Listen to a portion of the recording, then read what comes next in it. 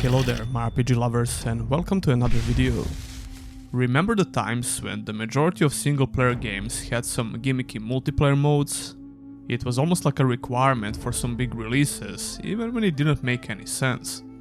People who were in charge of making these decisions in big gaming companies were convinced that single-player gaming experience is just not enough anymore.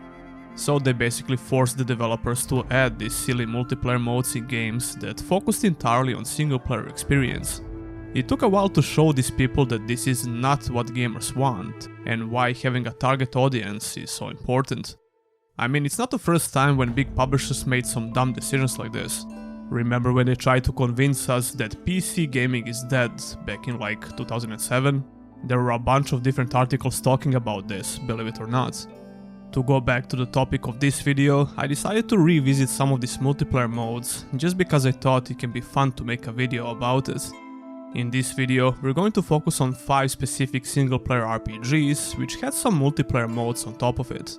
The thing is, some of these multiplayer modes were not that bad, and I personally never cared about them, even though I played the majority of games that I'm going to cover here. I just totally ignored these mods, because I only cared about single-player experience in a single-player game. Shocking, right? So without further ado, let's talk about weird multiplayer modes in single-player RPGs. Since you're here, I assume you already know what you're looking for. Two Worlds 2 came out in 2010 for PC, Xbox 360 and PlayStation 3. I made a couple of videos where I talked about this game because I like it quite a bit, and I think it's even a bit underrated. The magic system in this game is one of the best magic systems you're going to find in any RPG ever, pretty much. The game itself was a decent single-player story-driven RPG. The gameplay had its flaws, and it was not perfect by any means, but it was far from being a bad RPG, if you ask me. But did you know that this game had a multiplayer mode that was praised by a lot of people who played it? Some people will even try to convince you that this game was worth playing for this multiplayer mode alone. It was almost like a light MMO-ish RPG mode, and I remember watching some videos about it, but I never got to play it for myself. I thought for sure that the servers for this mode are long dead, but guess what? I was wrong. You can still find active servers, which have 0 players according to this menu. However, when you actually get into one of the servers, you can always find at least a couple of people walking around the hub area. I tried to communicate with one of these players and asked them what's so interesting about this multiplayer mode and how do I even begin playing it. I could only get one of them to respond, a guy called Muevo, and he even agreed to play together, but my internet was acting crazy that night and I had to postpone this for tomorrow. Unfortunately, I never got to see this guy again on the servers. After messing around with the settings, I figured out that you can select different multiplayer modes and start the game. If you have anyone to play with, they could also join, but nobody wanted to play with me, other than Muevo, who was nowhere to be found. I was really curious about the PvP mode, which is called Duels, and there was even a deathmatch mode, but I could not get it to work for obvious reasons. The only mode that I could actually get to play is the adventure mode. You get to select a bunch of missions which work exactly the same like the single-player quests, but you can do them in co-op. I soon realized that this mode is definitely meant to be played with at least another player, because the starting gear you have on your character is pretty weak. I was struggling to deal any damage to some of these enemies, especially at the end of the mission.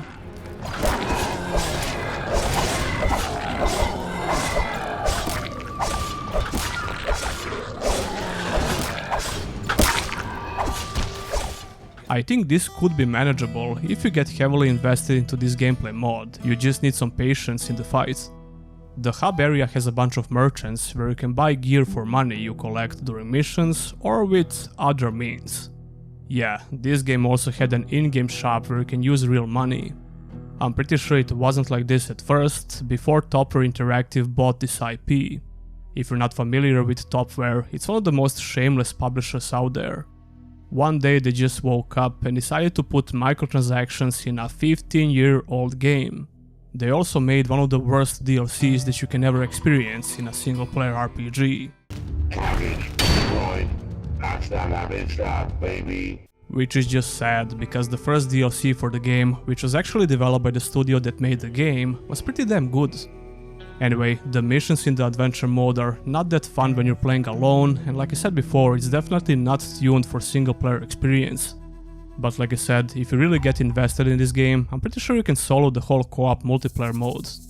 I might even try to do that in the future when I come back for another playthrough of the single player campaign. Or maybe even force some of my friends to try out the online co-op with me.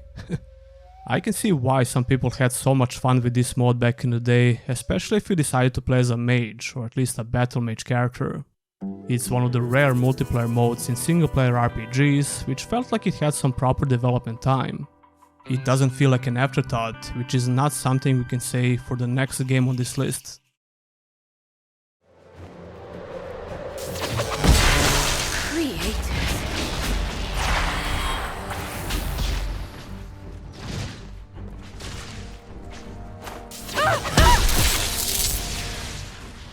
Dragon Age Inquisition is not the most beloved Dragon Age game, but it was still way better than Veilguard.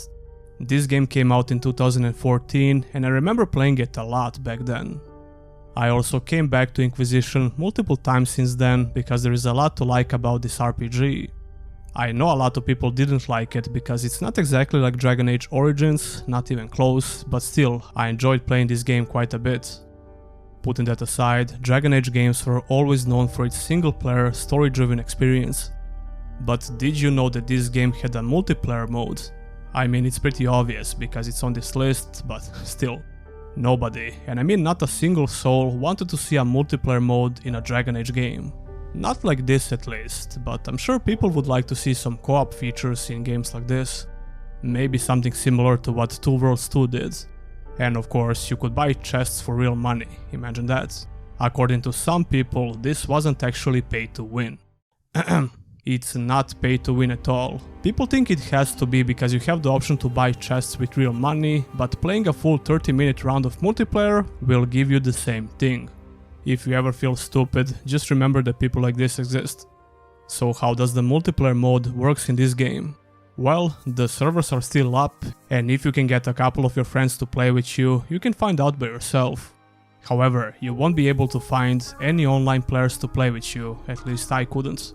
Wait, hold on a minute. Editing C4G here.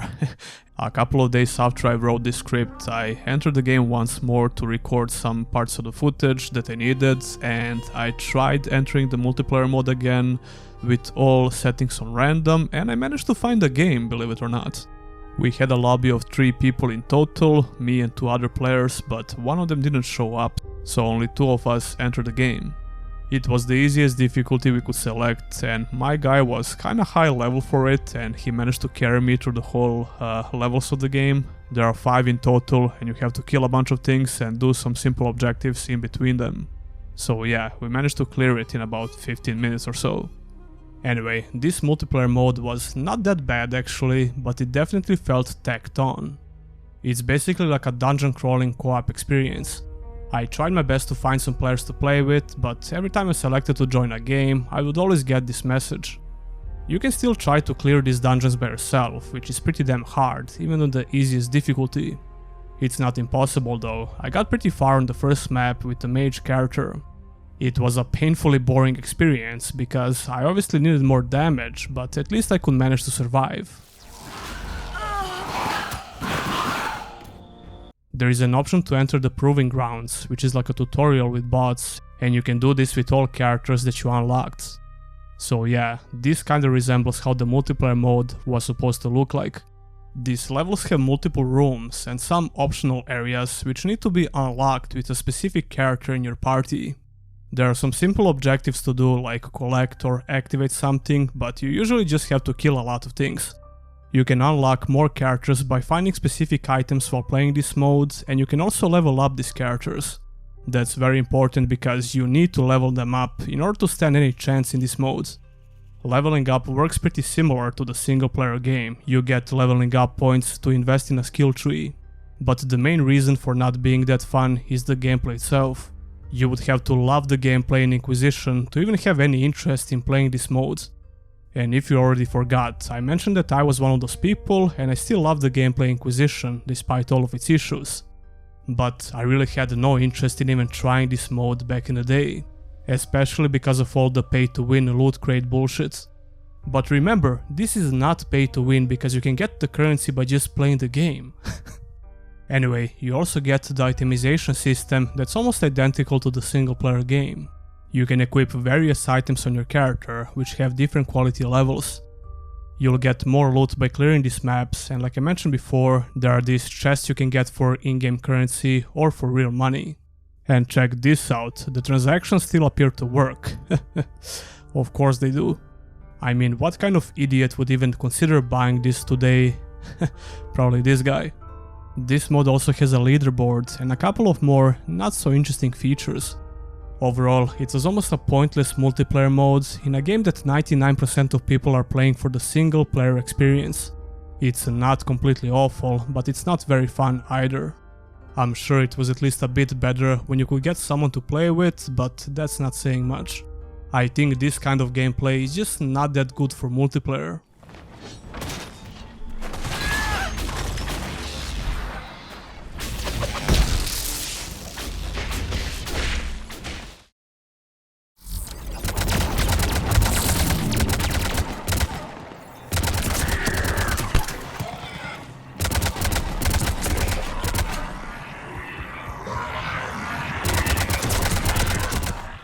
We have another BioWare single-player RPG on this list, with a multiplayer mode. Mass Effect 3 came out in 2012, and it was obviously a sequel for this famous single-player RPG series. However, it also had a multiplayer mode, which was actually very freaking good, if you can believe that. It's very similar to Dragon Age Inquisition, or it's actually the other way around, because this game came out before Inquisition. I got hooked after the first play session, and after I played it for quite a bit, I could at least understand what BioWare tried to do with Dragon Age Inquisition multiplayer modes. The biggest reason why it didn't work with Inquisition is just the quality of the gameplay itself. First of all, I tried getting into this multiplayer mode on my consoles, but I had no luck, and I wasted a couple of hours for no reason. The Legendary Edition on consoles doesn't even have this mode, which kinda sucks. So I picked up the standalone Mass Effect 3 on Xbox Series X, and at one point it seemed like I could get it to work, but not really. So I just bought the game through EA Store, unfortunately, because I was afraid that the Steam version will have the same issues. Anyway, this multiplayer mode has no rights to be so goddamn fun.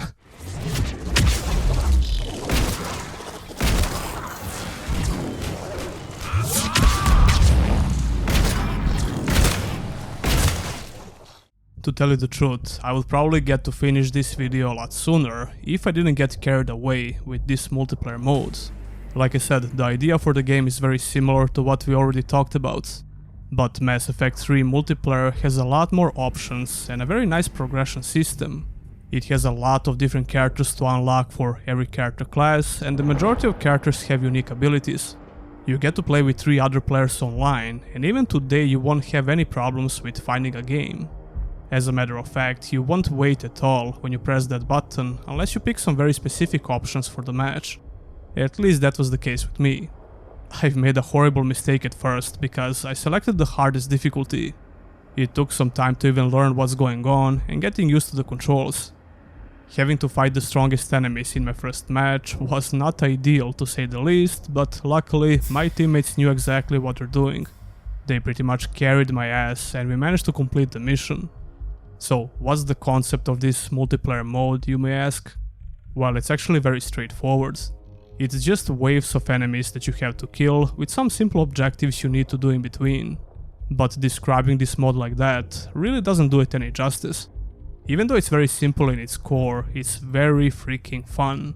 There are a decent amount of unique enemies to kill, and it can get really intense. The controls are a bit awkward at first because it's not your typical third-person shooter. It's more like a cover-based third-person shooter, but it's not that hard to get used to. You have to use space for running around, but if you press the buttons to strafe like you would normally do in most games, your character will dodge sideways. Like I said, it's a bit awkward, but nothing crazy. I was really impressed with this mode, and I could see myself playing it on a regular basis when I have the time. Those difficulty settings are not a joke, but most of your online companions know how to play the game, which makes the game really enjoyable. I highly doubt they can say the same when they get matched up with me, but I'm still learning, okay? This game has the same loot crate feature like Inquisition, but you can only get these crates for in-game points that you collect while leveling up. There are different weapons to get, characters, abilities, power-ups, and so on. All of this is customizable. Before you join the play session, you can choose a character, select power-ups and consumables that you can use during the match, or customize the looks of your character. You get a lot of points for completing the mission, so it's not exactly hard to get those chests. The community seems to be very friendly to beginners, and they will try to help you out as much as possible. These matches usually take from 15 to 20 minutes to complete, so it's very accessible because you can drop in and drop out whenever you have some free time. Overall, I had a ton of fun with these multiplayer modes. It's hands down the most fun gameplay mode on this list.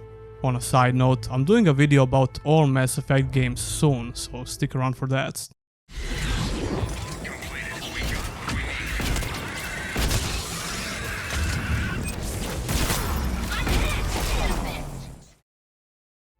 Dark Messiah of Might and Magic was a great first-person action RPG from 2006.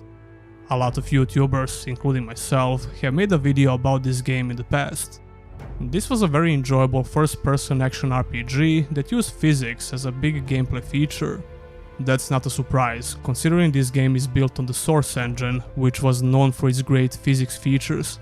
You could do some very enjoyable combat moves, which were heavily related to using the physics and the environment around you, like kicking NPCs into oblivion, impaling them with spikes, throwing objects, and so on. But even the regular combat was pretty fun, and there is a reason why a lot of people love Dark Messiah. When I first played this game, I had no idea it has a multiplayer mode. This is actually a standalone game that has nothing to do with the single player modes. It will automatically get installed on Steam when you install the single player game. Unfortunately, if you even try to boot up the multiplayer version, you won't be able to do anything. None of these multiplayer options even work anymore, because nothing happens when you click on them. However, if you do some digging on Steam forums, you'll find out that there is a small dedicated community for this multiplayer. They have a Discord server that you can join, and they organize multiplayer games every now and then. During the time I was playing and getting this video ready, I couldn't find anyone to play with, but I could at least connect to this server and check out how the mechanics work. It seems like it had at least a couple of different gameplay modes, like Capture the Flag and maybe Deathmatch, I assume. You can choose between humans and undead faction, and you can also select one of 5 different character classes. These character classes all have unique playstyles, and if you play the single player game, you will be familiar with the gameplay mechanics. There is a very aggressive stamina system, which starts depleting like crazy when you run around. Each character has a skill tree, and you can choose between their passive and active abilities. It seems like you could even level up as the round progresses, so you could get more abilities as you level up. You start the match with only 3 ability points, but you could get up to 3 or even 4 active abilities or spells. I think the mage class seems very fun, and something that I would probably play as if I could get other people to play with me. The mage can cast various spells and even guide some of them, which is pretty cool. You can also charge some of the spells, but you have to release it on time, otherwise it will blow up in your face. This was the first map that I joined, which seems like a pretty normal multiplayer map. However, the second map was everything but normal. I'm pretty sure this map was created by a player, because it's pretty obvious that it's not an official map. It's a bit bizarre to say the least, but I can see how it can be fun to play, because dying from gravity is almost impossible here. The gameplay of Dark Messiah is actually very fitting for the multiplayer, because it plays very similar to first-person shooters, in a way. It's a fast-paced gameplay, and it seems like all the options you have for selecting characters could make it really fun. I watched some gameplay footage of multiplayer on YouTube, and it seems chaotic, but it's also one of the reasons why it seemed very fun. It's definitely something I would consider playing back in the day if I played this game when it came out.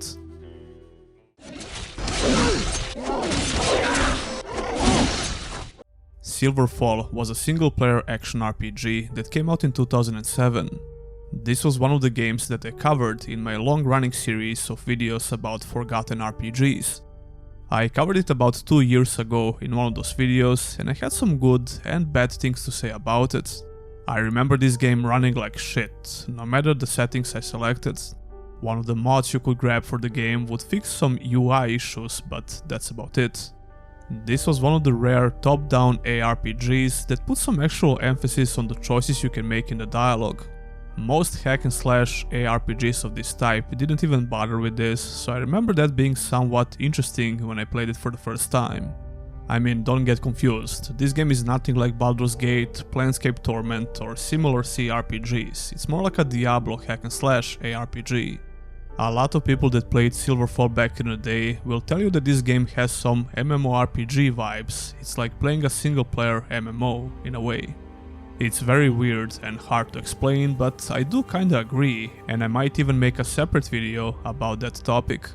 As for the gameplay, it worked very similar to your typical top-down ARPG.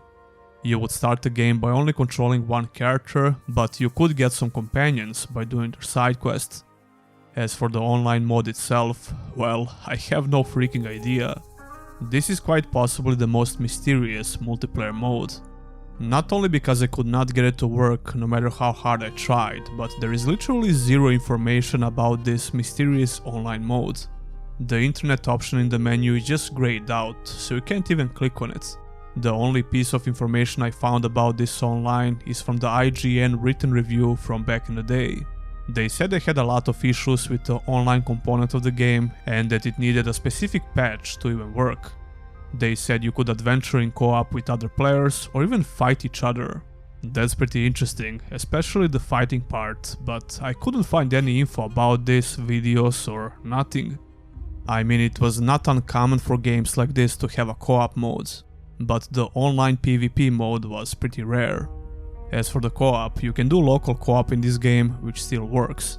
So yeah, not a lot of info about this one, but I wanted to include it anyway.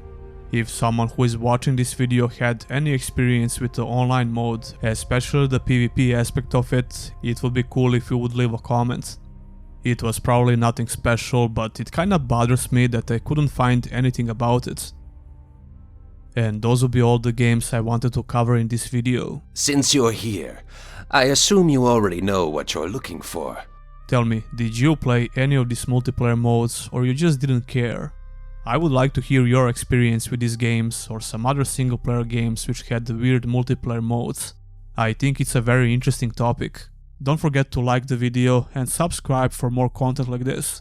And if you want to go a step further, consider supporting your boy by becoming a YouTube channel member or a Patreon.